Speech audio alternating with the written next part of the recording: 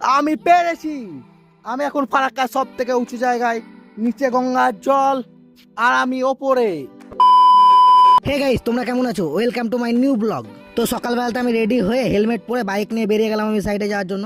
তো সাইডে পৌঁছে দেখি পাইপলাইন ফেলার জন্য জেসিবি দিয়ে অলরেডি রাস্তার ধারে জঙ্গল পরিষ্কার করতে শুরু করে দিয়েছে। এদিকে আমি হলিসকে ফোন করে ডেকে নিলাম এদিকে কাজ দেখার জন্য, কারণ এখন আমি যাব বিল মেজারমেন্ট করতে। আর এদিকে কাজ করতে করতে হঠাৎ করে দেখি একটা হরিণের দল রাস্তা পার হয়ে চলে যাচ্ছে। প্রায় এখানে একসাথে অনেকগুলো হরিণ আছে। আর এদিকে আমাদের হলিস ভাই চলে এসছে। আর এই হচ্ছে হলিস, একে তোমরা আমার আগের ব্লগেও দেখেছো। তাই হলিসকে আমি কাজ বুঝিয়ে দিয়ে আমি আমার সাইকেলের উপর চেপে এখান থেকে বেরিয়ে গেলাম। ফাইনালি আমি চলে এসেছি মেজারমেন্ট করতে। আর তোমরা দেখছো রোডোমিটার নিয়ে দাঁড়িয়ে আছে পলাশ। আর এই হচ্ছে এই সাইডের ড্রয়িং। আর এদিকে পলাশ রোডোমিটার দিয়ে মেজারমেন্ট শুরু করে দিয়েছে। আর এদিকে দেখতেই পাচ্ছ পলাশ রাস্তা না চেনার জন্য দুটো বডিগার্ড পলাশকে গার্ড করে নিয়ে যাচ্ছে।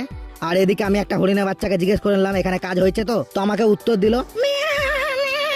তোর কথা শুনে আমি ওখান থেকে পালিয়ে চলে এলাম তাড়াতাড়ি। আর এদিকে পলাশ বাগানের মধ্যে মেজারমেন্ট করতে করতে হঠাৎ আমার নজর গেল দুটো হরিণের বাচ্চা বাঁধা আছে এখানে। তো সামনে ঈদ আছে, তার জন্য বেঁধে রেখেছে হরিণের বাচ্চাগুলোকে।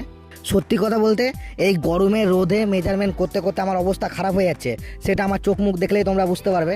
তো ফাইনালি আমার মেজারমেন্ট হয়ে গেছে, এবার আমি চলে যাবো রুমের দিকে। এইদিকে রুমে যাওয়ার সময় দেখতে পেলাম আমাদের রাস্তার ধারে পেভার ব্লক বসার জন্য ঢালাইয়ের কাজ চলছে, তাই কিছুক্ষণ দাঁড়িয়ে একটু ঢালাইয়ের কাজ দেখে নিলাম। আর রুমের দিকে প্রচুর গরম লাগছিল, তাই আমি একটু হাওয়া খাওয়ার জন্য গঙ্গার ধারের দিকে চলে এলাম। আর এই যে জায়গাটা দেখতে পাচ্ছ সুন্দর ভিউ, এই জায়গাটার নাম হচ্ছে ইনটেক। এইখানে নদী থেকে জল তুলে প্ল্যান্টের ভেতরে পাঠাই। আমি পেরেছি। আমি এখন ফারাক্কার সব থেকে উঁচু জায়গায়, নিচে গঙ্গার জল আর আমি ওপরে। তো আজকের ভিডিও আমি এখানে শেষ করছি। ভিডিও ভালো লাগলে লাইক কমেন্ট শেয়ার করে দিও। দেখা হবে পরে ভিডিওতে। টাটা।